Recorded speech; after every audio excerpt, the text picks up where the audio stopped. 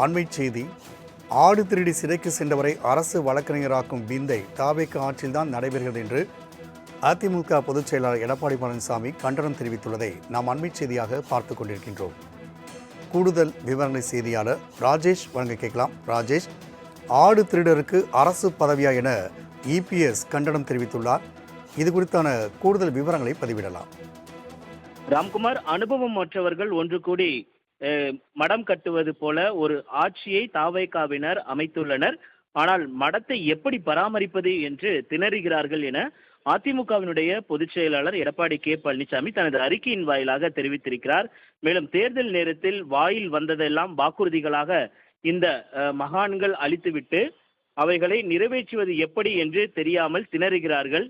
கடிவாளம் இல்லாத குதிரை போல் இந்த ஆட்சி தரிகட்டு ஓடுகிறது என்ற விமர்சனத்தை அவர் வைத்திருக்கிறார். தமிழக வெற்றிக் கழகம் எப்படி தட்டு தடுமாறி ஆட்சிக்கு வந்ததோ அதே போல கீழமை நீதிமன்றங்களில் அரசு வழக்கறிஞர்கள் இல்லாமல் நீதி பரிபாலனம் தடுமாறி கொண்டிருக்கிறது. கடந்த திமுக ஆட்சியில் நியமிக்கப்பட்ட அரசியல் ரீதியான அரசு வழக்கறிஞர்கள் அனைவரும் ஆட்சி மாற்றம் ஏற்பட்ட உடனேயே விலகிவிட்டார்கள் என்று தெரிகிறது.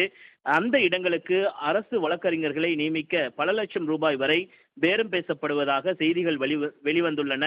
இந்த குற்றச்சாட்டை நாங்கள் சொல்லவில்லை. தமிழக வெற்றி கழகத்தை சேர்ந்த கட்சியை சார்ந்த பெண் வழக்கறிஞர்கள் ஒருவரே நீதிமன்றத்தில் முறையிட்டுள்ளார் என்று எடப்பாடி பழனிசாமி தெரிவித்திருக்கிறார். மேலும் சாதாரண ஏழை எளிய மக்கள் ஒரு சிவில் பிரச்சனையால் பாதிப்பு என்றாலும் ஒரு கிரிமினல் பிரச்சனையால் பாதிப்பு என்றாலும் அவர்களின் கடைசி புகலிடம் நம்பிக்கையும் நீதிமன்றங்கள் தான். முறையாக அரசு வழக்கறிஞர்கள் இல்லாத காரணத்தினால் வழக்குகள் தள்ளி போகிறது. வழக்காடிகள் அவர்களுடைய வழக்கறிஞர்களுக்கு ஃபீஸ் கொடுக்க முடியாமல் திணறும் சூழ்நிலை உருவாகியுள்ளது.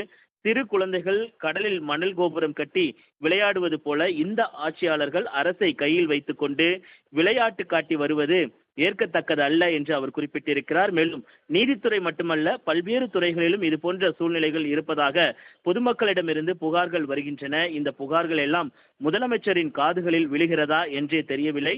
ஆகாயத்தில் கோட்டை கட்டாமல் அரசாட்சி கையில் என்ற நிலையை உணர்ந்து வாக்களித்த மக்களுக்கு எந்தவித சிரமமும் இல்லாமல் செயல்பட வேண்டும் என்று தமிழக வெற்றி கழகத்தின் அரசை வலியுறுத்துகிறேன் என எடப்பாடி பழனிசாமி அந்த அறிக்கையில் குறிப்பிட்டிருக்கிறார். ராஜேஷ், தகவலுக்கு நன்றி.